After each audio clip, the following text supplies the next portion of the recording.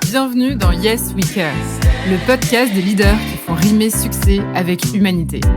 Je m'appelle Faustine Durier et j'ai une conviction, l'entreprise de demain est celle qui valorise l'intelligence du cœur au même titre que la performance du chiffre. C'est ce qui m'a poussé à créer Humanside pour proposer des conférences et des formations qui mettent l'intelligence émotionnelle au service du management. Dans ce podcast, je vous emmène à la rencontre de dirigeants qui ont fait le pari du care. L'objectif, vous inspirer, vous donner envie de vous lancer et vous montrer par l'exemple que ce n'est pas parce que les choses sont difficiles que nous n'osons pas. C'est parce que nous n'osons pas qu'elles sont difficiles. Allez, c'est parti. Alors bonjour Claire, bienvenue, merci d'avoir accepté mon invitation dans le podcast Yes We Care.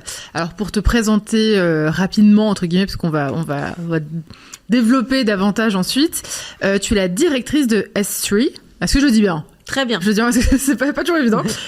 France, donc depuis 2018, qui est une entreprise spécialisée dans le recrutement d'ingénieurs, de scientifiques ou de mathématiciens, qu'on appelle les STEM en anglais.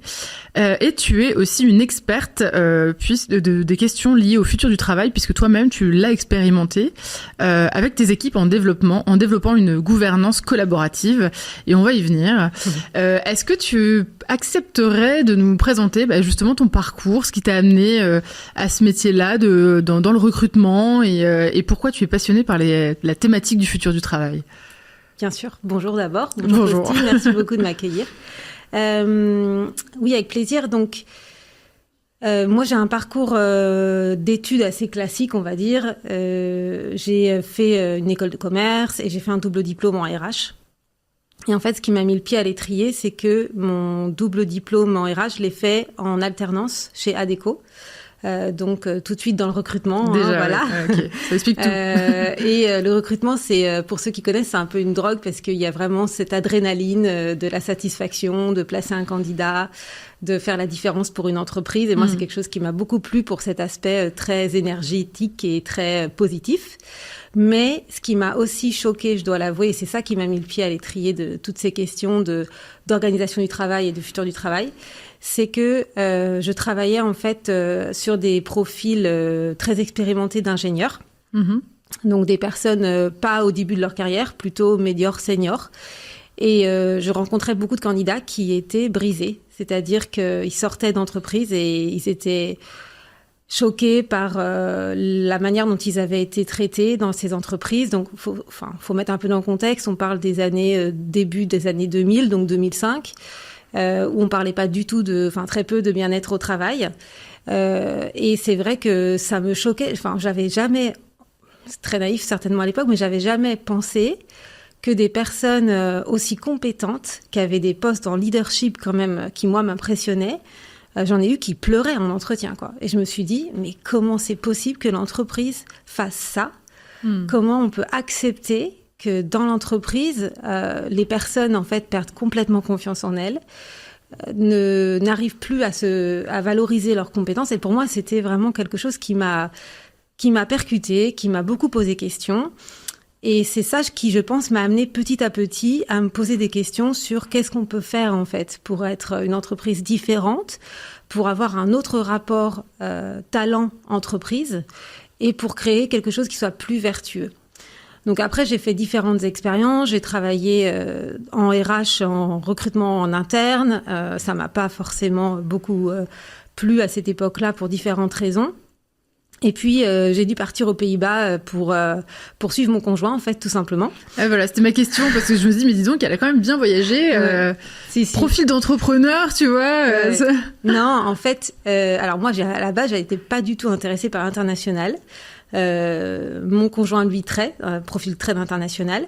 Et j'avoue que, donc lui, il travaillait aux Pays-Bas, et je me suis dit, allez, pour lui faire plaisir, je vais partir 2 semaines là-bas, et je vais essayer de postuler, voilà, pour lui montrer que j'essaye, mais sincèrement, en RH, pas dans ma langue, je vais jamais trouver, quoi. Donc, je partais pas du tout gagnante. Et c'est le hasard de la vie. Dans une soirée, je rencontre quelqu'un qui me parle d'un job, je postule, et puis au final, très vite, je trouve un job là-bas. Donc, je me retrouve à faire du recrutement, en ingénierie, toujours. Dans un cadre international, j'ai adoré, franchement. Moi, j'adore l'ingénierie, j'adore ces métiers-là. Je trouve que c'est passionnant quand vous visitez un site de production, etc. Et j'ai aussi découvert là-bas un tout autre rapport au travail. Ouais, c'est-à-dire que, encore une fois, deuxième choc, je commence à travailler dans ce cabinet. Et au bout de quelques semaines, un soir, je vois tous mes petits collègues néerlandais qui viennent me voir et qui me disent, un peu en mode intervention, bon, Claire, on pense que t'as un problème. Donc je me dis, qu'est-ce qui se passe ? Mince. Tu restes tous les soirs. Nous, on part à 5h30 et toi, tu restes toujours tous les soirs, tard. Tu nous envoies des mails à 19h et tout. C'est pas normal. Tu dois avoir un problème d'organisation. Et là, je me suis dit, ok. Donc en fait, c'est pas du tout comme en France. Moi, j'étais beaucoup habituée à la culture du présentéisme, que par ailleurs, je savais qu'elle n'était pas vertueuse, mais j'avais jamais vu ça vraiment comme un problème non plus, que ça pouvait se refléter négativement sur moi. Et donc là, je me suis dit, ok, ça c'est intéressant, c'est un tout autre rapport. Et puis j'ai bien vu, parce que je suis quand même restée assez longtemps aux Pays-Bas, que en effet, dès qu'il fait beau, chacun termine sa journée un peu plus tôt, que il y a clairement une priorité forte qui est donnée à la santé, au bien-être, à la famille. Et pour moi, c'était vraiment nouveau. Donc ça m'a vraiment beaucoup apporté, je pense, et ça, c'est un autre regard que j'avais pas, en tout cas avec mon expérience franco-française avant. Oui, parce que visiblement, là, l'entreprise se portait très bien, même quand les salariés partaient plus tôt, quoi. En fait, oui, il y avait pas... Et puis, personne... c'était même... Le management m'a jamais... oui, c'était pas un sujet, en fait, de rester... Tout le monde partait, les directeurs, tout le monde partait, quoi. Donc, je me suis adaptée, je me suis dit que fallait que je travaille différemment, plus efficacement, etc. Bon, c'était super, j'ai appris plein de trucs. Et puis, en fait, cette société, au bout d'un moment, c'était quand même un peu... je tournais un petit peu en rond et j'avais envie de rejoindre une société qui était plus internationale et qui aussi m'offrirait des opportunités de carrière plus variées, parce que j'avais quand même fait un master RH et là, j'étais que dans le recrutement. J'avais l'impression de pas utiliser toutes mes cordes, en fait. J'ai trouvé une annonce donc de la société pour laquelle je travaille actuellement, qui s'appelle donc S3, à Amsterdam, pour faire du career coaching. Donc, super, quand on vient du recrutement, de pouvoir passer vers le coaching. Donc, j'ai eu la chance de rejoindre la société. Ce qui m'a vraiment marqué lors des entretiens, c'est que les personnes que j'ai rencontrées avaient des valeurs très fortes et surtout, ils étaient dans une vraie démarche d'amélioration continue. C'est-à-dire qu'ils se posaient vraiment la question de comment est-ce qu'on peut être un meilleur employeur. Et moi, encore une fois, j'avais pas vraiment rencontré des personnes comme ça avant, donc j'ai trouvé ça super inspirant. Et surtout que eux, ils voulaient utiliser en fait ce poste pour lequel j'ai été rentrée de career coach comme une remontée d'informations des collaborateurs pour savoir qu'est-ce qu'on peut faire de différent, comment est-ce qu'on peut mieux accompagner les carrières, etc. Donc je dirais que tout ça, en fait, ça a contribué au fait que ça m'a vraiment intéressée sur le futur du travail, que je me suis sentie chez S3 vraiment autorisée à chercher ces informations, à aller regarder qu'est-ce qu'on peut faire pour avoir une meilleure rétention de nos collaborateurs, tout en ayant une meilleure productivité, tout en ayant un meilleur bien-être au travail. Enfin, toutes ces questions, en fait, étaient normales dans notre société. Et du coup, ça m'a donné envie de creuser et de creuser plein de pistes différentes, de creuser d'abord ce que je dirais pour moi la base du bien-être au travail, c'est-à-dire un bon leadership. Parce que si on a un leadership toxique, on peut oublier tout le reste. Et puis ensuite, tout ce qui va être culture, organisation du travail et tous les à côté, si je puis dire, qui évidemment peuvent être très importants, mais qui, encore une fois, sans une base de leadership bienveillant, ne sert un peu à rien, quoi. Voilà. Parce que juste pour bien comprendre, ton poste de career coaching, c'était pour l'interne ? C'était pour l'interne. Ah d'accord, parce que tu vois, moi je m'étais dit, c'est pour orienter des candidats. Enfin, tu vois, c'est une verticale. Non. C'était en interne, donc je rencontrais tous les collaborateurs. Donc à l'époque, j'avais un remit, je faisais, parce qu'on était petits à l'époque, je faisais Pays-Bas, Allemagne et France. Et je rencontrais tous les collaborateurs au minimum une fois par trimestre. Et donc, pour leur demander comment ça va dans ta carrière, où est-ce que tu en es de ton évolution, quelles sont les compétences que tu développes, comment est-ce que ça se passe dans ton équipe, comment est-ce que ça se passe avec ton manager. C'est marrant parce qu'on pourrait se dire que c'est un manager qui est censé faire ça en fait. Tout à fait. Après, je pense que quand on a conscience que notre manager, que notre population de managers est peut-être pas suffisamment développé. En fait, ça n'existe plus du tout, ce poste-là chez nous. D'accord. Mais c'était une bonne manière je pense, à une époque, d'avoir des remontées et de pouvoir corriger, en fait, ce qui ne se passait pas bien. L'autre chose, c'est que nous, on est une société qui est construite sur la base de la méritocratie. Donc, tous nos managers sont des anciens opérationnels. Et c'est vrai qu'à l'époque, on avait certainement moins d'accompagnement pour nos managers. Et donc, on va pas se voiler la face. On avait aussi des managers qui étaient peut-être pas tous super équipés, ni super bons. Donc, évidemment, on travaillait sur des programmes de développement pour nos managers. Mais c'était aussi un moyen, en fait, de pallier en attendant qu'on arrive à développer un leadership plus efficace dans l'entreprise. Donc ça, moi, je l'ai fait pendant, je dirais, 6-7 mois. Et puis après, je suis passée en leadership development. Donc après, par contre, je suis passée là à développer et délivrer des programmes de leadership development. Ce qui, au final, tu pourrais te dire, c'est un peu en avant-projet. Enfin, en fait, pour du learning et development, j'ai interrogé tous les collaborateurs. Je sais un peu quel est le plus grand besoin, finalement, de formation en interne. Tout à fait. Ouais, c'était très intelligent, je pense. C'était pas mon idée, mais c'était très intelligent de la part, je pense, de l'entreprise d'avoir cette démarche.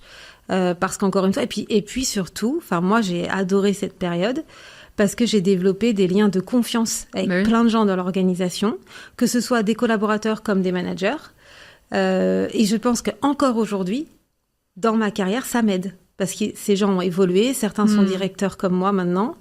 Et en fait, c'est comme toujours, quand on a grandi ensemble et qu'on a eu dès le début cette relation d'accompagnement positif, c'est forcément facilitant pour la suite, quoi. Mais c'est vrai que c'est hyper malin parce que on a toujours, enfin, je sais pas qu'on a toujours pas, mais on se dit souvent maintenant quand on fait de l'audit avant, si moi j'arrive avec ma casquette learning à faire un audit, déjà il y a des attentes de dingue en fait. Alors que si j'arrive en disant non, je suis career coach, tu vois, déjà je trouve que peut-être les personnes en face vont pas être déçues si ça se prend pas tout de suite en fait. Dès le démarrage, on se dit, non, en fait, je suis pas là pour ça, pour te donner ta formation tout de suite, en réalité. Et puis, c'était coach. Ouais. C'était pas bureau des plaintes. Donc, ça veut dire que moi, j'avais une vraie casquette de coach, donc j'ai vraiment été formée au coaching. C'est-à-dire, OK, quel est ton objectif? Comment tu vas y arriver? Un vrai pushback aussi vers le collaborateur. Typiquement, ce qui pouvait arriver assez régulièrement, c'est mon manager n'est pas gentil. OK. Qu'est-ce que tu as fait? Est-ce que tu as donné ce feedback? Évidemment, moi, je faisais aussi un feedback à côté, mais pour essayer de responsabiliser chaque collaborateur. Et en effet, on n'était pas du tout dans le côté boîte de Pandore, vas-y, dis-moi ce que tu veux, quoi. Pas du tout, du tout. Mais je pense que... Alors, je sais pas si c'était calculé dès le départ, mais je pense qu'en effet, moi, ça m'a beaucoup aidé ensuite pour délivrer tous ces programmes de leadership. Parce que déjà, quand j'étais en formation, j'avais plein d'exemples à donner. Je connaissais les équipes des managers que je formais. Donc, ils pouvaient pas non plus... Parce que c'est toi qui as aussi fait les formations leadership. Oui, pas toute seule, on était une équipe, mais... Mais vous n'êtes pas allé chercher à l'externe, ça veut dire? Ok. Enfin, en fait, on a utilisé des modèles de l'externe, évidemment, mais on a développé des programmes adaptés à nos besoins. Mais évidemment, on s'est appuyé, par exemple, sur le Situational Leadership de Ken Blanchard à l'époque, qui était un modèle vraiment très adapté aux junior managers. Donc, on est allé chercher plein de modèles comme ça, mais en les construisant et en les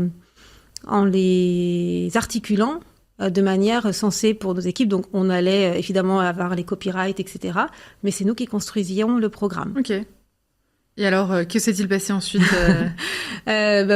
C'était vraiment... je pense que encore pour certains managers, directeurs, ça reste des programmes qui les ont beaucoup marqués et qui ont une aura encore maintenant positive. Et qui sont plus évidemment délivrés dans la même forme parce que les apprenants ont changé. Enfin voilà, évidemment, maintenant on fait beaucoup plus en e-learning, etc. On fait du mixte. Mais en tout cas, je pense que ça a mis une bonne base, ça a été un bon succès. Moi, je suis partie en congé maternité de mon premier enfant. Et quand je suis revenue, j'ai un petit peu continué de faire ça. Et on m'a demandé si j'étais intéressée, parce qu'encore on grandissait très vite, de déménager à Bruxelles pour prendre le remit Belgique-France, en fait, parce qu'on découpait le job. Donc là, c'est toi qui as emmené ton mari?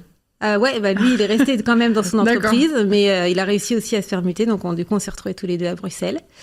Et là, moi, j'ai eu la chance de travailler avec un managing director qui m'a fait un peu livre ouvert, c'est-à-dire que il m'a vraiment expliquer toutes les problématiques qu'il avait, c'est-à-dire qu'il me voyait pas comme leadership development dans ma boîte et puis je fais que ça, parce que moi ce qui m'a toujours intéressé c'est comment est-ce que je peux faire progresser l'entreprise et peu importe en fait le job. Et là du coup j'ai pu travailler sur plein de problématiques on va dire complémentaires au leadership development qui étaient à l'époque assez nouvelles pour nous, donc tout ce qui est diversité inclusion, avoir plus de femmes notamment en leadership parce que c'était une vraie problématique à l'époque. Parce que j'ai regardé, il y a quand même là, ça a l'air d'être très équilibré. Oui. Alors, oui. Surtout sur celles qui sont pas au board notamment aussi. Ouais.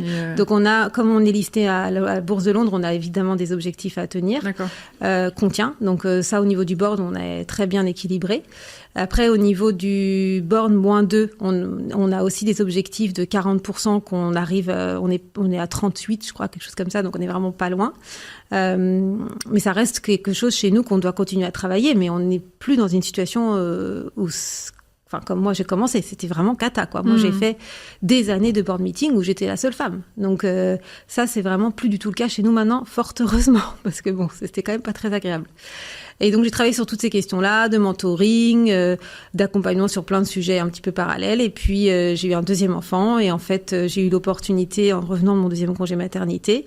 J'avais un peu envie de revenir un peu sur le business, de lancer un département qui s'appelait Sales Operation sur toute la région Benelux France. Et là, j'ai pris le learning, le talent acquisition, le marketing, enfin un peu une variété de fonctions corpo en fait pour travailler ensemble à soutenir nos équipes sales pour atteindre nos objectifs de profitabilité, de productivité, de satisfaction client, de satisfaction collaborateur, etc. Donc je travaillais très étroitement avec la DRH.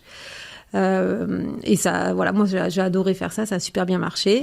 Juste pour être sûr de bien comprendre, donc c'est toi qui as lancé l'équipe sales en fait Benelux. Non, c'est Sales Operation. Donc Sales Operation, en fait, nous, les équipes sales, c'est à peu près 85-90% de nos effectifs. C'est vraiment le corps de notre métier. Et sachant que quand on dit sales, c'est aller trouver le client ou aussi le candidat. Ah, d'accord. Les deux, ouais. C'est-à-dire qu'ils ont des casquettes qu'on appelle 360. Donc, ils vont aller chercher... En fait, ils sont spécialisés sur leur métier. Donc, ils placent qu'un type de métier sur un territoire géographique. L'industrie, le machin. Industrie, métier. Donc, métier dans une industrie sur un territoire géographique précis. Et parce que ça leur permet de développer vraiment un talent pool très spécifique, parce qu'on n'est que sur des métiers pénuriques. Et donc, ils vont aussi développer un portefeuille de clients qui recrutent ce type de profil. Et ils vont faire, en fait, cette casquette 360 et les matchs entre les deux. Et moi, Sales Operation, c'est vraiment tout ce qui va faciliter la vie des sales. Donc, est-ce que on va avoir les bons outils en marketing pour aider les sales?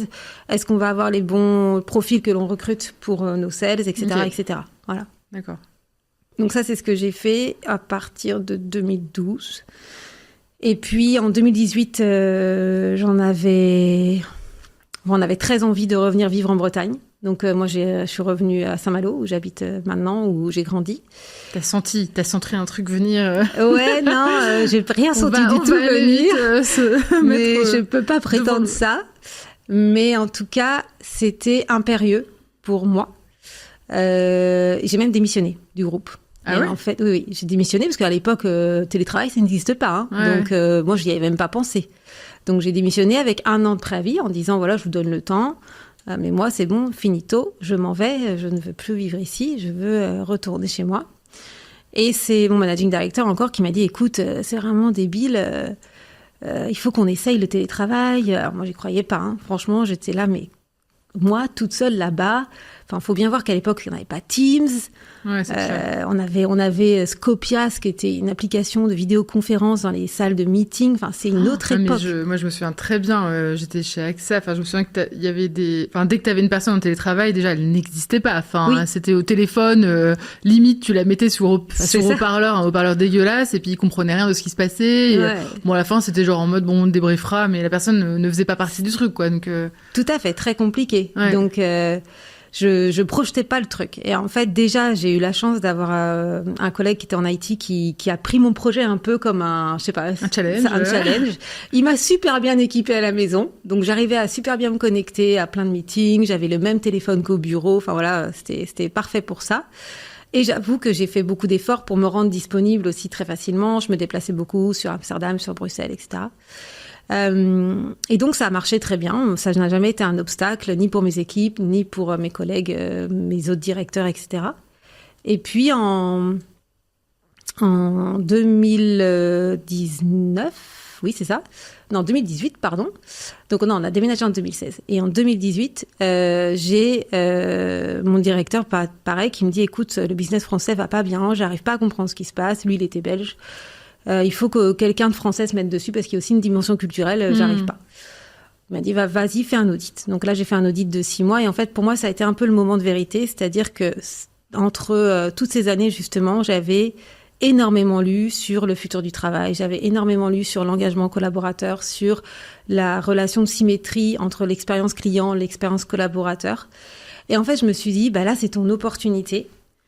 Quand tu vas écrire tes recommandations, soit tu fais des recommandations un peu standards, genre cost control, voilà, soit tu fais vraiment ce en quoi tu crois, que tu lis depuis des années, mais que j'avais pas trop le courage de mouiller, quoi, de le maillot et d'y aller, quoi. 2018, ça commençait un petit peu aussi à émerger, non ? Ça commençait, mais en tout cas pas dans notre entreprise du tout. Hein. Non, il y avait une tendance de fond sur une ou deux entreprises. C'est ça, mais c'était un peu marginal. Ouais, c'est clair, c'est vrai. Donc je me suis dit, en fait, j'ai rien à perdre. Donc j'y vais. J'ai été assez maligne, c'est-à-dire que j'ai utilisé des mots qui font pas peur. C'est-à-dire que j'ai pas parlé de gouvernance partagée, j'ai parlé de empowerment. Évidemment. Voilà. Et j'ai fait mon pitch comme ça. Et en fait, à la fin, ils me disent, ouais, super. En fait, maintenant, il faut trouver qui va le faire. Et puis, ça s'arrête là. Donc moi, j'étais jamais dans l'idée que c'était moi qui allais implémenter ça. Je faisais mon audit et mes recours. Et puis, quand je suis revenue de vacances, un mois plus tard, ils m'ont dit, en fait, c'est toi qui vas le faire. Donc voilà, est-ce que tu vas être country director pour la France et tu vas implémenter tout ça. Et là, avec le recul maintenant, je me dis, mais j'avais aucune idée dans quoi on se lançait. Et je dis bien on, parce qu'en fait, moi, j'avais eu une idée. Mais après, il faut engager une équipe de leadership, leur transmettre son idée avec ses tripes, son cœur, sa tête, pour leur donner envie eux aussi, parce que ça va être difficile. Que j'ai vendu un truc sur papier, mais maintenant, faut réaliser. Et voilà, on s'est lancé dans cette aventure de complètement repenser, en fait, toute notre organisation, tous nos mécanismes de gouvernance, de reward, pour se dire comment on remet le client au centre et l'employé au centre, et comment est-ce qu'on construit une entreprise où on allie performance et bienveillance, quoi. Et justement, donc, voilà. Quand tu as dû faire ton audit, comment ça a été déjà pris par le leadership français ? Alors moi, vu que j'avais mon passé en leadership development, oui, d'accord. Ils me connaissaient tous et j'étais un peu la formatrice sympa. Ouais. Donc, ils étaient super contents. Voilà, ils avaient hyper confiance en moi. Donc, tout le monde m'a ouvert son cœur en me disant exactement ce qui se passait. Donc, personne ne m'a vue comme une menace quand j'ai fait mon audit. Et aussi parce que, sincèrement, moi, j'y allais pas du tout pour menacer le business. J'y allais avec vraiment bienveillance de les aider à performer. Donc, ça a été très bien perçu. Ok. Et ensuite, donc, tu arrives en directrice générale suite à ça. Et comment ça se passe déjà Le premier gros test, c'est, comme je disais, les leaders. Donc là, je me rappelle, je me suis dit, va falloir tous les rassembler. Et puis, y a pas 50 options, faut y aller. Donc, je me rappelle très bien de ce jour-là. Et clairement, on a la voix qui tremble, on est un peu, on se dit est-ce qu'ils vont acheter mon truc et tout. Et finalement, ils ont plutôt bien reçu. Je pense que comme je parlais avec beaucoup de sincérité et beaucoup d'optimisme pour l'avenir, ils se sont dit on va tenter. Je pense pas qu'ils étaient convaincus. Certains, c'est toujours pareil, il y a un tiers qui est convaincu, mais voilà, ils m'ont suivi, je pense aussi, parce que j'avais mon managing director derrière qui disait voilà. Oui, et puis à la base, il y a un constat partagé quand même sur tout à fait. Donc ça aussi, j'ai été très honnête. La base, c'était la transparence. En fait, voilà tout ce qui va pas. Donc il faut qu'on change. Oui. Et statu quo n'est pas une option. Donc ça s'est plutôt bien passé. Mais moi, ce qui m'a surtout positivement surpris, c'est qu'après ça, donc on a décidé de constituer une sorte de grande feuille de route avec, on va dire, 6 priorités. Donc, on avait 6 thèmes sur lesquels on voulait travailler. Et je me rappelle dans la cuisine d'avoir mis 6 flipcharts avec voilà les thèmes. Inscrivez-vous si vous voulez travailler sur ces thèmes-là. Et on a eu 60% des collaborateurs qui se sont inscrits dans un groupe. Ouais, parce qu'en fait, c'est ça qui est intéressant, c'est que donc d'abord tu vas parler CODIR, COMEX, en disant bah voilà ce qu'il faudrait faire. Donc vous identifiez les 6 axes, et puis toi ensuite tu dis bon bah maintenant qui même me suivent un peu, je vais mettre déjà je partage ces axes-là en interne en disant bah on va faire un truc qui nous suit quoi. C'est ça. En fait, c'était partager le constat avec eux aussi. Ouais. Donc l'entreprise va pas bien. Vous n'allez pas bien dans l'entreprise, vous nous l'avez dit, parce qu'on avait un score d'engagement très faible. D'accord. Et on a conscience du problème, voilà ce qu'on veut faire, voilà la vision, voilà les 6 piliers en fait qu'on veut travailler pour atteindre cette vision. Si vous avez envie de contribuer à définir les plans d'action précis derrière ces piliers, bah inscrivez-vous. Mais j'avoue que c'est quand même un leap of faith de leur part, parce qu'ils ne savaient pas combien de temps leur serait demandé. Voilà. Donc ça a été vraiment hyper énorme, plaisant. Quand même, hein. Ouais, c'est génial. Franchement, incroyable. Je pense qu'on ferait ça maintenant, on n'aurait jamais ce score.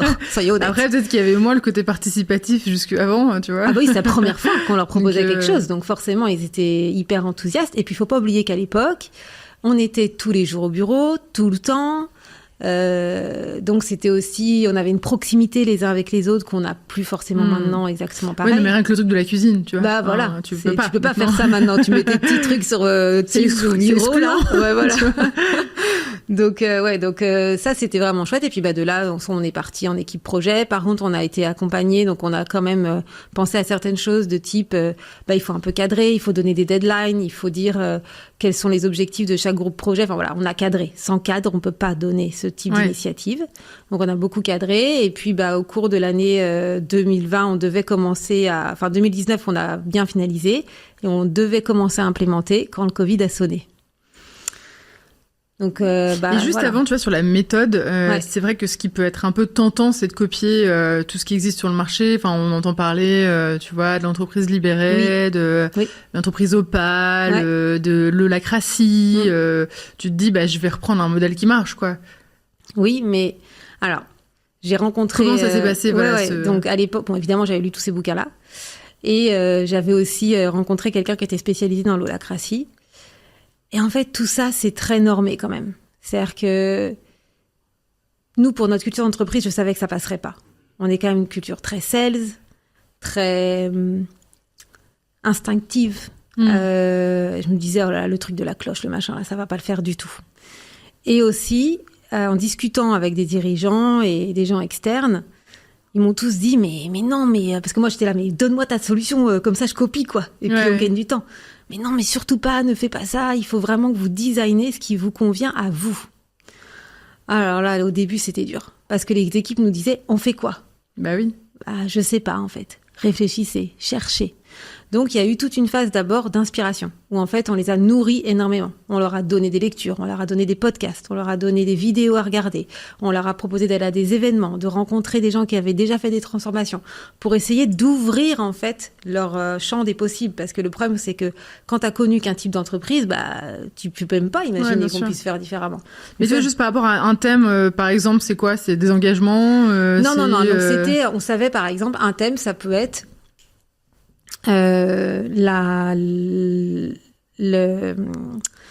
l'organisation de la hiérarchie. D'accord. Donc, qui prend la décision, combien de hiérarchie on a besoin, et quel niveau d'autonomie tu donnes à chaque niveau. Donc ça c'était un thème. Il y avait un thème qui était sur la rémunération. C'est tous les sujets de friction, en fait, et tous les sujets les plus importants, quoi. Oui, mais si tu vas pas où c'est le plus important, tu fais rien, en fait. Hein. Il y avait des thèmes plus light, par exemple, le télétravail. Bon, ça, c'est plus light. Il devait y avoir plein de gens à la rémunération, non ? Et personne sur le... non. Même pas ? Parce que c'est aussi sensible, la rémunération. C'est-à-dire que ça fait un peu peur, je comprends pas bien. Non. D'accord. Pas forcément.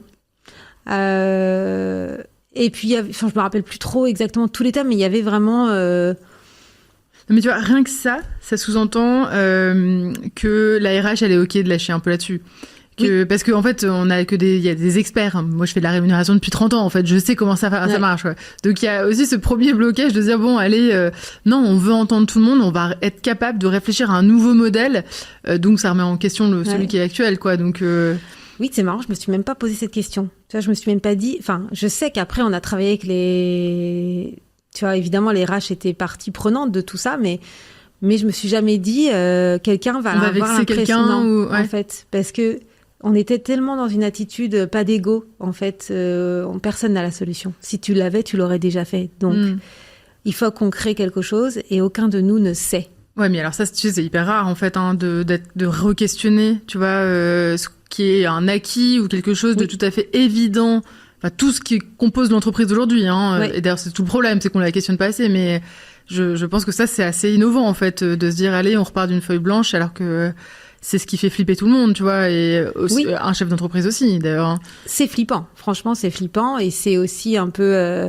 parfois, tu te sens un peu dépassé par l'ampleur du chantier. Parce que ça a des répercussions, tu vois, même réglementaires, tu vois... Oui. Évidemment. Juridique.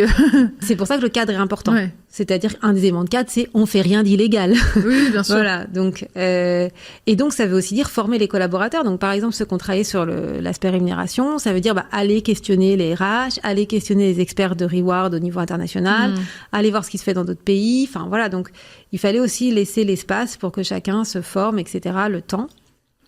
Et t'avais des personnes qui s'assuraient qu'il se passe des trucs. Oui, enfin, donc comment tu gères la gestion de projet, entre guillemets? Oui, pour chaque projet, on avait un sponsor. Okay. Et on avait une PMO qui gérait un peu l'ensemble, c'est-à-dire qui s'assurait de suivre un peu chaque groupe pour voir est-ce qu'ils avaient besoin de quelque chose, est-ce qu'il leur manquait des informations, ce genre de choses. Et la PMO, j'imagine qu'elle partageait du coup les infos d'avancée de chacun. Oui. Et ce qu'on a fait aussi, alors pas tout de suite, mais un peu plus tard, dès qu'ils ont eu leurs premières idées, parce que ils ont eu 3 mois pour présenter genre un premier draft d'idées, et puis après 6 mois pour vraiment les premières idées concrètes. Là, on a constitué un groupe je sais pas comment on pourrait... C'était un peu une sorte de sounding board d'employés. Il y avait, on avait choisi les gens. On avait pris des gens on avait volontairement pris des gens de toute seniorité, tous les départements, etc. Mais aussi, on avait pris des détracteurs, des gens qui étaient un peu neutres, observateurs, et des advocates de cette initiative, on va dire. Et on leur avait dit, vous allez en fait écouter avec nous les propositions des gens, et en fait ça va aussi vous allez être présent tout le temps, et c'est aussi un moyen pour nous d'avoir en fait de parler à l'ensemble des collaborateurs sans avoir tous les collaborateurs, parce que c'est pas possible. Mais donc eux en fait ils avaient pour charge de repasser l'information, mais aussi d'être une sorte d'écoute des collaborateurs, parce qu'évidemment il y a beaucoup d'inquiétudes sur un projet comme ça. Par exemple, le collaborateur va dire mais est-ce que je vais perdre mon job, est-ce que je vais gagner moins d'argent, et s'il avait peur de nous en parler, il pouvait parler à ce groupe-là nous remontait, là il y a quelqu'un qui a peur, il nous disait pas forcément le nom, il disait faut qu'on communique, faut qu'on rassure, etc. Okay. Donc ça, c'était quelque chose qui nous a été très utile pour engager les collaborateurs et essayer de rassurer un maximum de monde sur ce process, tout en le cadrant, tout en étant clair aussi, parce qu'on avait communiqué sur selon quels critères on allait sélectionner les idées. Donc ça permettait d'être transparent sur, en fait, on va aussi prendre des idées qui sont rentables. Enfin voilà. Donc c'était un moyen d'éviter trop de déception. Ouais. Et tes détracteurs, ils te plombent pas le truc aussi Ah si, il y a même eu quelqu'un, un peu plus tard, quand on a commencé à présenter la solution finale, on a eu quelques détracteurs très motivés, qui ont même créé des groupes WhatsApp, qui ont même essayé de tenter une révolution, genre non, on va bloquer complètement ce truc et tout machin. Et moi, j'avoue que dans cette période-là, d'habiter à Saint-Malo, ça m'a beaucoup aidée. Ouais. Parce que quand je prenais le train, j'étais là, oh merde, tout est en train de tomber, c'est catastrophe. Et j'arrivais à Saint-Malo, je me disais, mais non, on va faire ça, ça, ça. La distance, en fait, me permettait d'avoir beaucoup plus de clarté sur comment adresser ces challenges. Et en fait, la solution à chaque fois, c'est l'écoute. C'est-à-dire que quand vous avez des détracteurs, c'est aller voir la personne en disant, voilà, j'ai compris que tu as des inquiétudes, qu'est-ce qui se passe? Et en fait, on a posé à chaque fois qu'il fallait. C'est-à-dire qu'à chaque fois on sentait qu'il n'y avait pas qu'une personne, mais qu'il y avait un nombre critique de personnes qui n'étaient plus engagées, on disait, on pose le temps de réengager ce groupe-là. Mais on leur disait, on pose pas pour toujours. On va faire une pause, le temps de vous rassurer peut-être pendant 3 semaines, voilà ce qu'on va faire, nanana.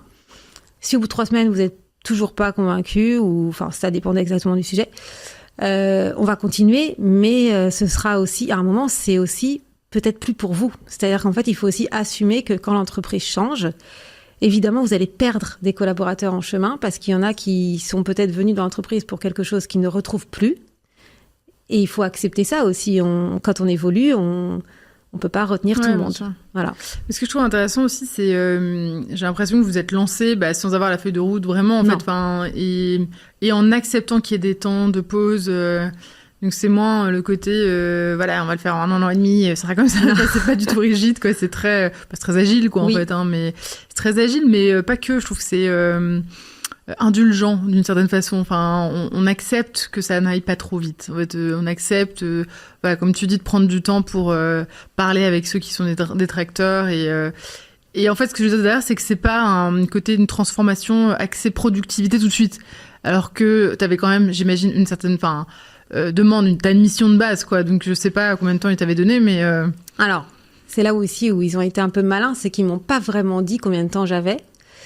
J'ai découvert après qu'il y avait vraiment une deadline, mais qu'ils me l'avaient pas communiqué. Okay. Et je pense que c'était aussi un moyen de pas me rajouter de la pression. Donc, en fait, dans leur tête, c'était surtout les 6 premiers mois, ils attendaient de voir est-ce que je vais vraiment faire ça. Ouais. Et après, je pense que comme les feedbacks étaient positifs du staff, ils se sont dit, on n'est pas vraiment pressé, en fait. Autant que, tant que le business continue à performer et que ça impacte pas négativement les résultats, prenons le temps qu'il faut pour le faire. Il n'y avait pas d'urgence en soi. Ouais. Surtout que dès au bout d'1 an, on a vu un engagement beaucoup plus positif parce que même si vous n'avez pas fini tout ça, le fait de demander l'avis aux gens, de les engager, d'être dans cette démarche-là, voilà, les résultats se sont améliorés, l'engagement des collaborateurs, le feedback des clients. Enfin, voilà, le cercle vertueux, il était amorcé.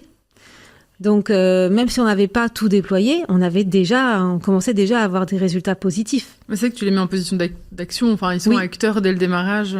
Et la leadership team, donc ton COMEX, ton codir, je sais pas comment je fais ça. Il a toujours été on board. Enfin, Non. Parce que vraiment, je me dis, c'est un peu, comme des enfants entre guillemets. Si tu vois que ça va pas trop là-haut. Non. Et puis il y a aussi, je perds du pouvoir. Oui. Je perds du pouvoir. J'étais un peu seule à décider. Maintenant, je vais devoir impliquer mon équipe. C'est un autre leadership qui est attendu de moi. Nous, on vient quand même, encore une fois, d'une culture très sales, très orientée performance. Donc, souvent, ça vient avec des gros égos. Pas facile. Il y en a qui... Enfin, il a vraiment fallu les accompagner, déjà les coacher. Donc, ils ont eu tous du coaching et aussi de l'observation de leur leadership pour les aider à évoluer dans leur posture. Et aussi, c'est normal d'avoir des moments de doute. Donc, on peut pas non plus juger sur un moment de doute. Par contre, moi, ce que je disais tout le temps, c'est que dans ces moments-là, on doit se parler.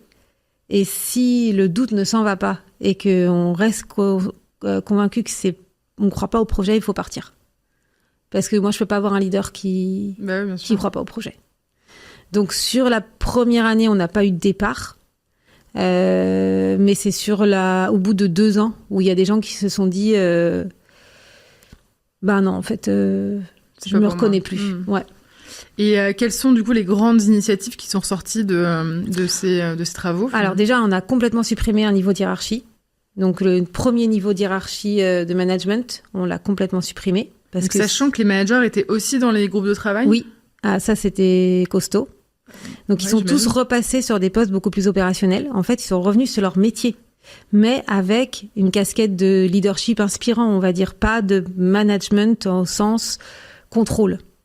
Et est-ce que ça a un impact sur leur rémunération? Oui, parce qu'ils avaient des primes qui étaient basées sur leurs équipes qu'ils ont perdues. Ah oui. Et ces primes-là sont devenues des primes collectives à l'époque. Donc, à partager avec les autres. Partager avec les autres. Wow. Donc ça a été... évidemment, on a mis en place... je trouve ça génial dans ça, mais bon, je pense que c'est compliqué à vivre personnellement. C'est compliqué. Après, on a mis en place des garanties pour les aider, pour... pendant 6 mois, tu as le temps de redévelopper une autre source de revenus, etc. Pardon, mais comment, du coup? Parce que s'ils redeviennent contributeurs personnels, ils régénèrent du chiffre d'affaires par eux-mêmes. Ah d'accord, donc de revenir sur du business classique. Oui. Okay. Et je pense que c'était très attendu à l'époque que les leaders de premier rang soient contributeurs de nos équipes. C'est même pas, je pense, c'est une évidence. Et on avait perdu ça. Et en fait, ça, c'était vraiment dommageable parce que nos meilleurs éléments ne parlaient plus à nos clients, ne faisaient plus notre métier. Et en fait, on perdait beaucoup d'opportunités, du coup, de commercial, mais aussi d'apprentissage aux équipes, etc. Donc ça a été accueilli. C'est pas tout ça, c'est un processus. Donc c'est pas du jour au lendemain, bam, grosse nouvelle, etc. Mais je dirais que ça a été accueilli de manière très variée en fonction des gens. Il y a aucune personne qui a posé sa démission immédiatement. On a essayé de mettre en place des plans de développement aussi, de dire tu peux peut-être aller vers un poste plutôt de de business developer ou de key account manager ou voilà. Donc, on a essayé de trouver des carrières passes qui correspondaient à chacun. Et pour certains se sont vraiment super bien convertis, quoi. Vraiment, il y a eu des success stories de fou parce qu'en fait, ces gens-là aussi, dans leur job de manager, ils avaient plus le temps de parler aux clients. Et ça leur manquait, en fait. Ils se sont rendus compte que, oui, c'est super, ça m'a manqué. Et là, je sens vraiment que j'apporte une valeur ajoutée. Et voilà, donc, c'est pas ni noir ni blanc. Et je pense que ça, c'est vraiment la partie que j'ai sous-estimée en termes de difficultés. Et sur laquelle on a eu le plus de pushback. Bon, sans surprise, hein, j'ai envie de dire.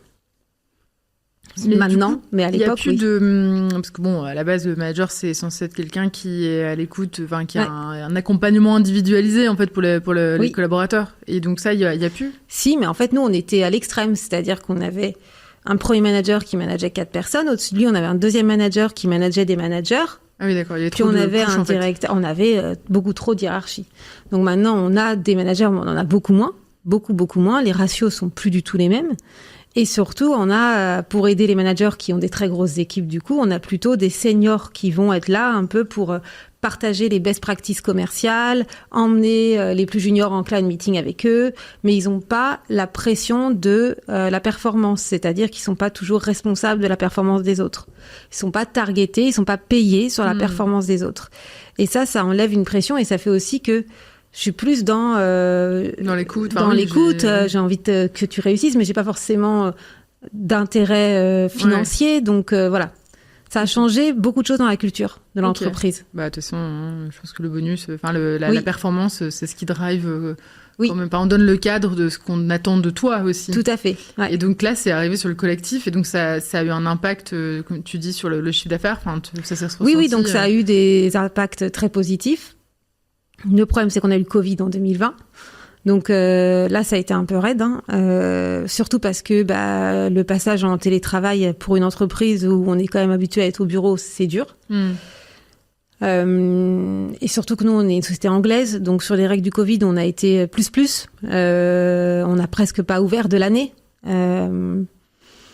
J'avoue que c'est dur parce que quand c'est encore un peu fragile entre guillemets et que il y a eu beaucoup de changements et là t'as une couche de changement qui te donne envie de revenir à ce que tu connais le mieux et en fait ça c'est une erreur que j'ai faite, c'est-à-dire que je me suis un peu entêtée sur ce truc de la gouvernance collective. J'avais une peur terrible qu'on revienne au petit chef. Et du coup, dès que je voyais quelqu'un qui se comportait un minimum comme ça me mettait de l'urticaire, quoi. Et du coup, voilà. Et en fait, ce que j'ai appris, c'est que dans ces périodes d'insécurité de crise, on va dire, on a besoin de plus de cadres. Oui, et en fait, on dit même, parfois, il faut de l'autorité, en fait. Il faut beaucoup d'autorité dans la gestion de crise, quoi. Tout à fait. Donc aujourd'hui, on n'est plus du tout dans le modèle qu'on avait début 2020. Donc vous êtes revenu, vous avez réinventé quelque chose. Non, on n'est pas revenu, mais on a remis en fait certains mécanismes. Notamment sur la gestion de la performance et l'accompagnement de la performance. Après, il y a plein de choses qui sont restées. On n'a pas recréé des postes, on n'a pas ramené de la hiérarchie, etc. Mais on a essayé de mettre plus de cadres en fait sur ce qui est attendu, être plus clair sur les attentes, être plus clair sur l'accompagnement qu'on attend des plus seniors, etc. Parce que ces besoins de cadre et ce besoin de réinventer l'autorité, c'est quand même très fortement ressenti. Et on a beaucoup de collaborateurs qui nous l'ont dit. On a besoin d'être régulier. J'ai besoin d'avoir quelqu'un qui m'aide, j'ai besoin d'avoir quelqu'un derrière moi, j'ai besoin d'avoir quelqu'un qui me relance, qui fait mon suivi. Donc, voilà. Et donc, ça veut dire que vous êtes revenu à de la perf individuelle ou... Alors, on fait de la perf individuelle, bien sûr. On a toujours fait de la perf individuelle. On avait les deux, en fait. D'accord, on avait les deux. Là, on est revenu à de la perf individuelle. Et on a, en fait, dans le même temps, on a négocié là, un accord d'intéressement et de participation pour passer sur du collectif via ces mécanismes-là. D'accord, ok. Mais Oui, ce qui est un peu moins, tu le ressens moins directement. C'est moins direct, c'est sûr. Après, le collectif, il reste quelque chose qu'on anime beaucoup plutôt par l'objectif commun, les clients, l'animation des clients, ce genre de choses. Et par la solidarité, en fait, on voit beaucoup, ce qu'on voyait pas du tout, par exemple, avant notre transformation, c'est des gens qui réalisaient des deals ensemble, c'est-à-dire des placements chez des clients ensemble. Là, on a un très gros volume de notre activité qui est partagé. Donc, en fait, c'est très courant d'avoir 2 collaborateurs qui travaillent ensemble sur un besoin. Et ça, c'est vraiment devenu une norme chez nous. Alors qu'avant, c'est mon gâteau. Bah oui, bien sûr. Et tu viens pas regarder. Et ça, c'est resté. Et c'est quelque chose que les gens aiment beaucoup chez nous. Souvent, c'est un retour un peu d'expérience que j'ai sur les new starters. Ils me disent, je suis vraiment content parce que vous m'aviez dit que c'était une bonne ambiance dans les entretiens et qu'il y avait une solidarité. Et c'est ce que je constate dans l'entreprise. Et ouais, j'avoue, moi, ça me fait plaisir d'entendre ça parce que c'est pas ce qu'on entendait il y a 6 ans. Donc, je suis contente. Voilà. Mais c'est vrai que ça la culture, je pense, est restée. Ouais, t'as réussi à transformer la culture au final. Oui. Complètement. Et peu importe, on va dire, les mécanismes qui en dessous. En fait, il y a aussi cette question aussi, entre guillemets, quoi. Oui, mais parce qu'une fois que tu as commencé à faire ça, donc ça se reflète dans plein de choses. Pour ça, je dis les attentes. Nous, par exemple, ce qu'on a très, très, très fortement cadré depuis 1 an, c'est les attentes en termes de comportement. Et par exemple, quelqu'un qui partage pas, quelqu'un qui collabore pas, pour nous, c'est ligne rouge. Et là, on est très, très clair, il y a des conséquences, etc., etc. Et je pense que c'est aussi ça qui fait que la culture, elle reste très bienveillante et positive, c'est que nous, en tant que leader, on est gardien de ça. On est très attentif, on demande beaucoup de feedback, on réagit tout de suite quand il y a quelque chose qui va pas, on essaie de féliciter le plus possible quand on voit des gens, au contraire, qui sont dans les comportements positifs pour rester alignés à la culture qu'on veut promouvoir dans l'entreprise. Ok. Et... vous avez un dispositif de reconnaissance particulier ou... Oui, alors, donc on a tout ça, c'est parti de nos valeurs, puis on a fait un behavioral framework, et en fait après, on a des systèmes de reconnaissance via notre système RH où tu peux donner des reconnaissances à des gens. D'accord. Donc c'est un truc très simple. Je pense qu'il y a ça dans beaucoup des CRH. Et puis après, on donne des prix à l'année sur les valeurs ou même parfois, au mois, on peut mettre en avant quelqu'un pour tel comportement, etc., etc. Okay. Et évidemment, quand on évalue la performance tous les mois, on regarde pas que les chiffres. On regarde, chez nous, on a une évaluation de la performance qui s'appelle R, donc c'est Attitude, Input, Results. Et si tu n'as pas atteint l'attitude, c'est tout aussi pénalisant que si tu n'as pas atteint tes résultats. Ok. Hyper intéressant. Et alors, on en a un peu parlé entre nous, mais donc vous êtes sur des métiers donc très scientifiques, etc. Oui. Donc c'est intéressant de savoir un peu avec l'IA comment ça a bousculé justement votre secteur. Ouais. Donc nous, l'IA, ça nous bouscule dans notre métier de recruteur. Parce que aujourd'hui, le métier de commercial. Donc, on sait que 40% des tâches que faisaient nos consultants avant l'IA vont être remplacées par l'IA d'ici 2-3 ans. Donc, on a déjà des choses qu'on a mis en place. Et on est en train de déployer beaucoup de solutions en fait là-dessus. D'ailleurs, j'ai passé la journée en formation, donc j'ai un peu le cerveau complètement pressé. Et en fait, on fait différentes formes d'IA. La plus simple, je pense que c'est celle qu'on a utilisée en premier, c'est tout ce qui est Generative AI. Donc là, c'est plutôt sur du contenu, donc typiquement de l'annonce, etc. Ça, c'est vraiment très facile. Je pense que tous les recruteurs le font maintenant. Et puis maintenant, ce qu'on déploie, c'est beaucoup plus de l'IA, on va dire copilote, qui fait des shortlists de candidats, qui va nous présélectionner des candidats. Ça, c'est des agents que vous avez créés ou c'est quoi? Oui, en fait, on a recruté toute une équipe spécialisée en IA dans notre département tech. Oui, c'est vrai que vous avez quand même un vivier sympa à la base. Oui, voilà. On a pris beaucoup de freelance pour nous. Et on a développé, en fait, on est en train de déployer, en fait, tout en Microsoft, là, chez nous. Et on a développé en plus plein de petites fonctionnalités IA qu'on plug, en fait, dans Mercury ou dans les solutions Microsoft qu'on a pour aller beaucoup plus vite, en fait. L'éventail des solutions, il est vraiment énorme. Là, par exemple, ce qu'on étudie, on n'est pas du tout dans le déploiement encore, c'est tout ce qui est l'IA conversationnelle. Donc, c'est pouvoir qualifier un candidat avec une voix pas humaine, quoi. Ouais, bien sûr. Donc ça, c'est hyper intéressant de se dire comment vont réagir les candidats. Est-ce que le marché est prêt? Je sais pas. Mais en tout cas, je pense que le secteur ira sur ça. C'est inévitable. Et par contre, ça nous laisse plus de temps, du coup, pour tout ce qui apporte de la valeur ajoutée. Donc, tout ce qui va être sur se différencier par la proximité avec nos clients, la proximité avec les candidats et par la connaissance, en fait, des métiers que l'on place. Donc, je pense que c'est perçu positivement par les collaborateurs, qui étaient très demandeurs. Donc, c'est chouette qu'on ait pu répondre très vite. Et aussi par nos clients, puisque eux-mêmes se posent ces questions. Donc, on est tout à fait capable de parler avec eux de ces problématiques, de qu'est-ce qu'ils font, eux, dans leur métier financier, scientifique, ou en ingénierie, pour faire, gagner en productivité aussi grâce à l'IA.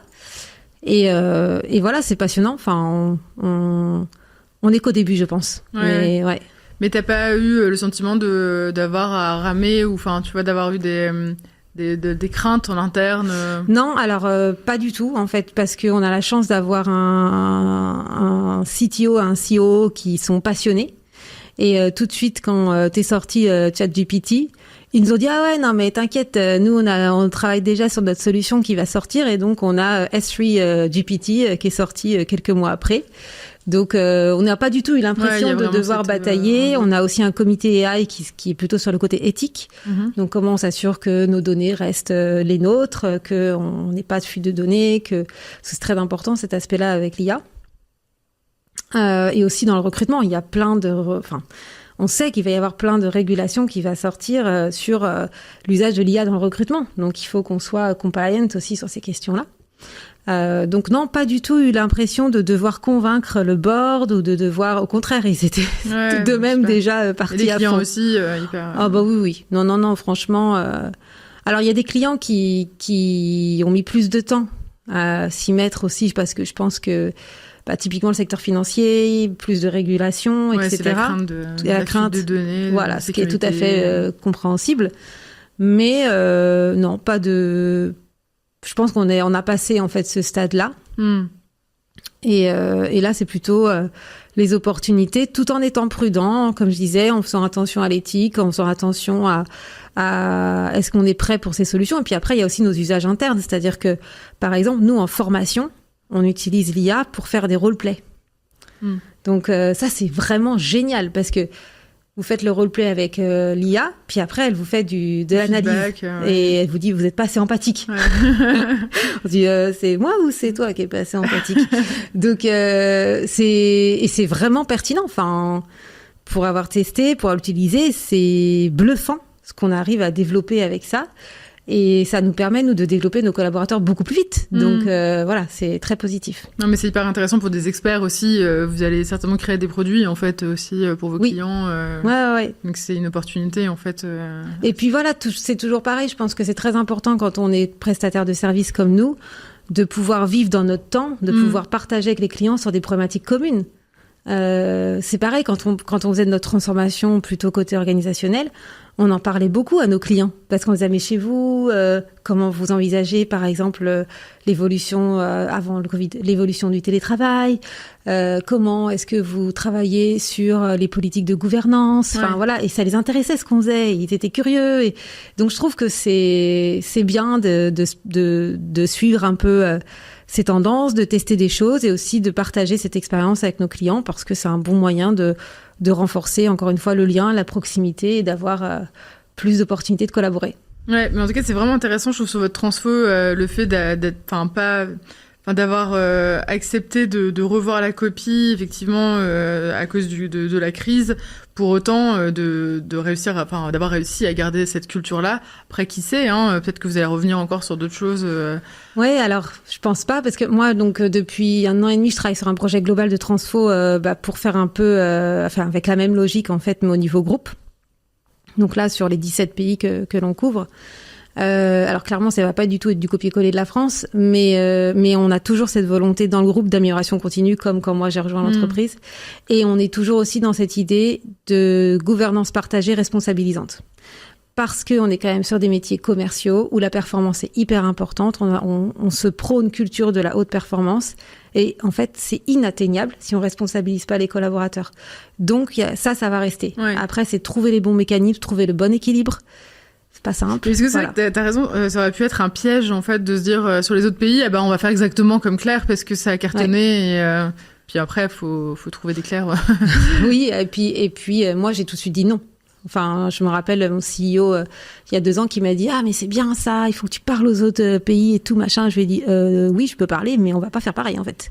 Ouais. Parce que là, ce sera l'échec garanti. » Donc, là, j'essaye de faire quelque chose qui soit harmonisé au niveau global, mais qui du coup, parte du besoin global. Pas du besoin français. Donc même en France, on va devoir certainement évoluer, mais je serais partie de ce qui nous rapproche en fait, pas du besoin français.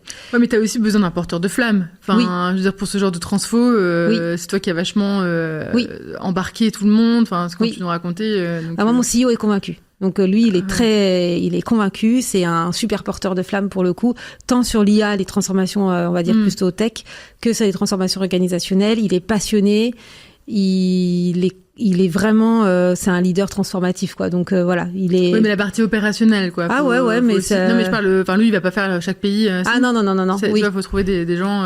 Oui, alors c'est là où il faut s'appuyer avec les équipes en local. Il faut convaincre chaque MD et que ce soit lui qui porte le projet dans son pays avec son COMEX.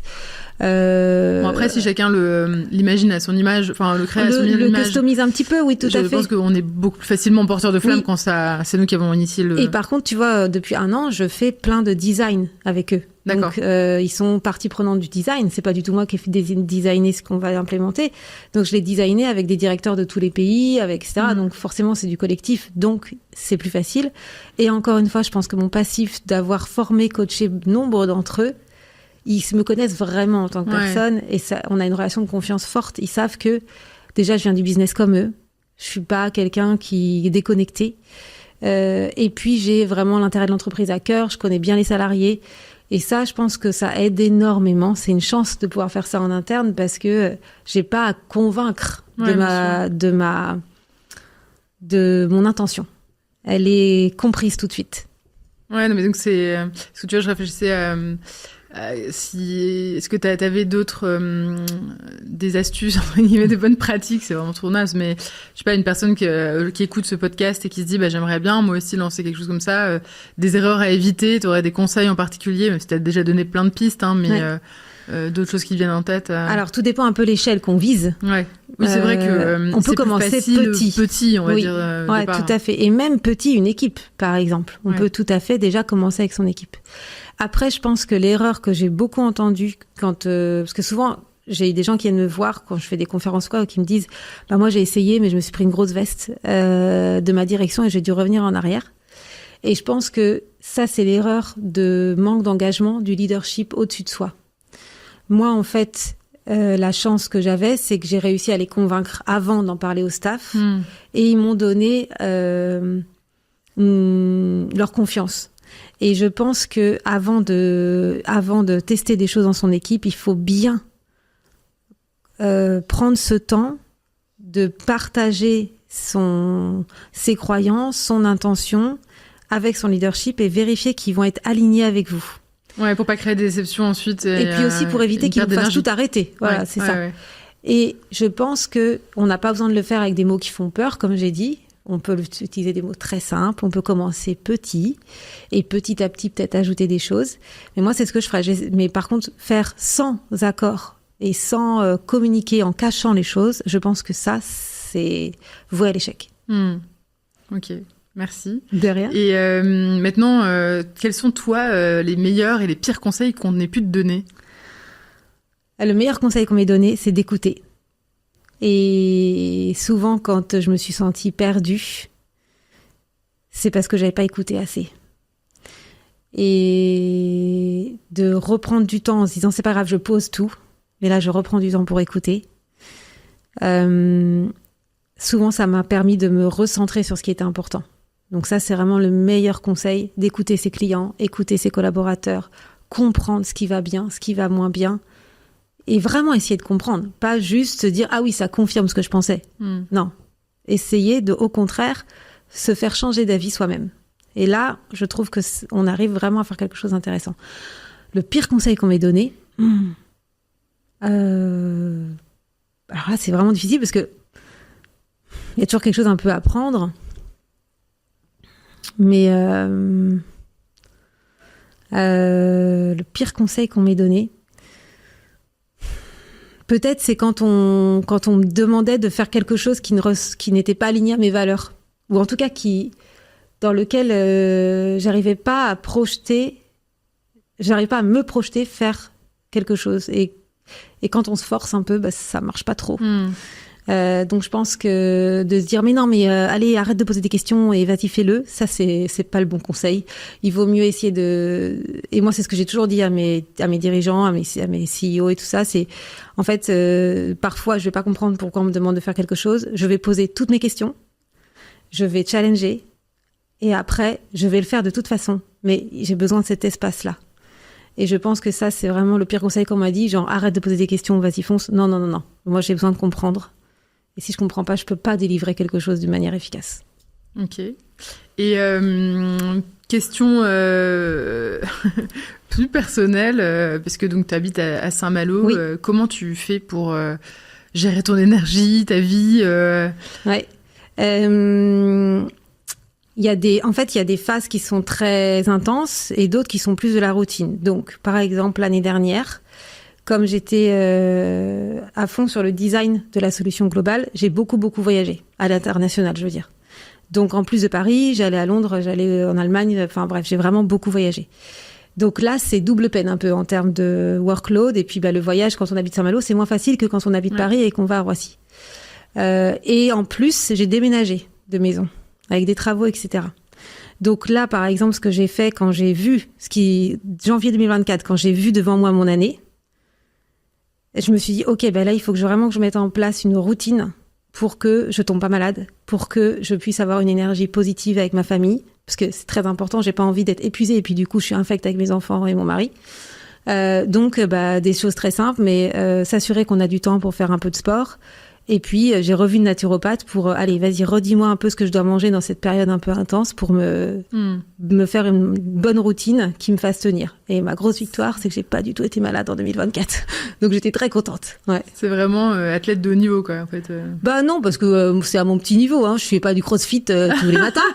Non, mais quand même, tu vois, c'est intéressant de voir. Mais je l'ai vu comme ça, en global. En préparation, disant, oui. Et je pense que c'est très, très, très important. Quand on a une grosse... Là, par exemple, cette année, on va rentrer là dans une phase de grande intensité. Je me suis dit la même chose il y a quelques jours dans ma voiture. Je me dis, tiens, c'est bien là il faut que j'anticipe un peu.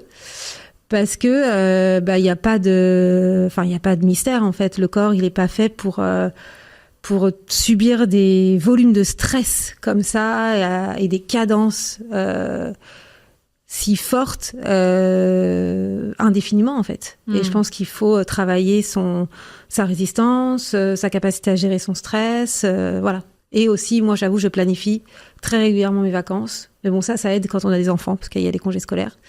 Et je suis très régulière sur ça. Donc voilà, voilà, c'est un ensemble, mais en effet, c'est pas du tout à laisser au hasard, selon moi.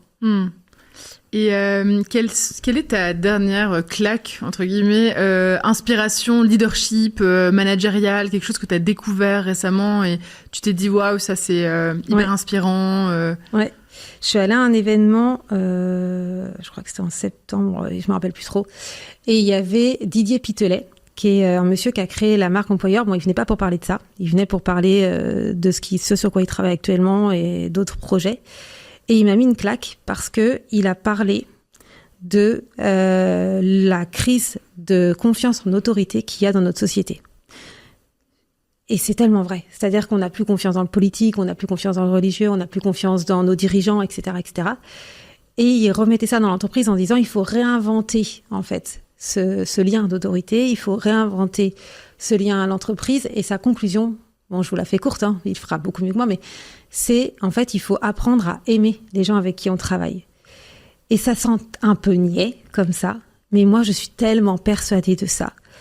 Et d'avoir quelqu'un qui le dit comme ça, mais de manière très simple. Et oui, je pense que c'est la clé, en fait, apprendre à aimer les gens avec qui on travaille, qui peut-être n'ont pas du tout nos idées politiques, n'ont pas du tout nos croyances, etc., mais apprendre à aimer leur compagnie pour travailler ensemble, collaborer, je crois vraiment que c'est la clé. Et l'entreprise, c'est le dernier endroit où on fait société. Aujourd'hui, en fait, avec les réseaux sociaux, etc., on est de plus en plus isolés dans notre bulle de croyances, notre bulle de de milieu social, etc. Et l'entreprise, je le vois, c'est le dernier endroit où on va travailler avec des gens qui viennent d'horizons très différents et où on est forcé de collaborer ensemble. Et je trouve que c'est vrai que ça m'a vraiment mis une claque de me dire, ben oui, en fait, il faut que collectivement, on arrive à apprendre à s'aimer pour mieux travailler ensemble, en fait, à construire et créer de la valeur ensemble. Ok, donc c'est lui que je dois inviter la prochaine fois sur mon podcast. Alors. Oui, il est vraiment inspirant, j'ai trouvé. Génial, merci pour le partage. Une dernière question, donc si tu avais, une philosophie de vie placardée dans ton bureau, chez toi, qu'est-ce qu'elle dirait ? Ouais. Alors, je sais pas si tu connais, il y a un poème qui s'appelle Invictus, que Nelson Mandela utilisait beaucoup. Du coup, c'est ce qui a attiré le film. Voilà, ça a attiré vers le film, voilà, tout à fait. Et dans ce poème, en fait, c'est le message principal, c'est je suis maître de ma destinée. Et ça me parle beaucoup. Et pour moi, ce qui va derrière, c'est en fait, on se plaint pas. Si quelque chose va pas, on fait quelque chose pour le changer.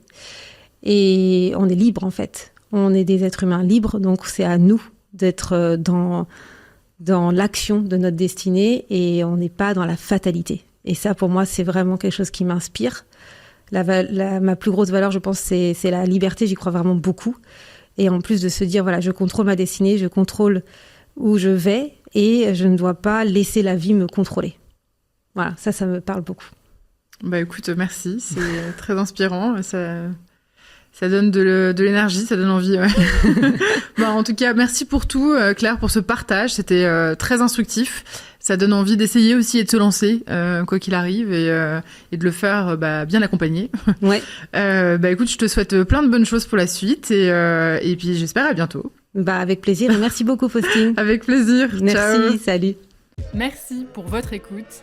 Si ce podcast vous a plu, s'il vous plaît, laissez un avis sur iTunes et les autres plateformes d'écoute. Partagez cet épisode autour de vous et n'oubliez pas de vous abonner. Je vous dis à très vite dans un prochain épisode de Yes We Care, le podcast des dirigeants qui font rimer succès avec humanité.